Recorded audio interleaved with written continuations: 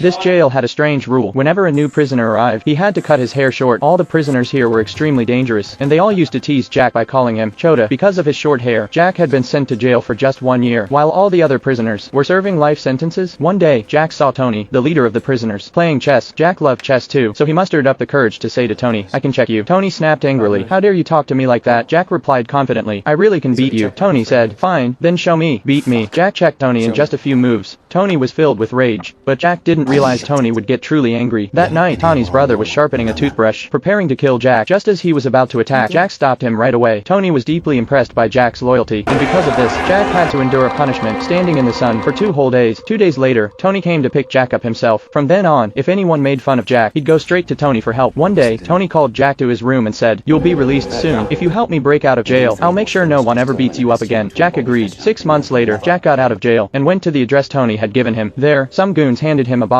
Inside were a passport and a gun. Then a girl showed up and said, "I work for Tony." She gave Jack money and a special phone. Freeing Tony wouldn't be easy, so weapons were a must. Tony's friends taught Jack how to use weapons, and Jack became an expert at it in just a few days. The next part of the plan was to reach the prison in a tourist helicopter. On the way, Jack pulled out a machine gun and ordered the pilot to fly toward the prison. As planned, Tony's friends started fighting among themselves to create a distraction. Seeing the opportunity, they slipped out through the back door. Jack arrived at the prison in the helicopter and started firing at the security guard. Tony jumped into the helicopter right away and began firing at the ground. In this way, Jack freed his friend Tony from the prison and escaped with him.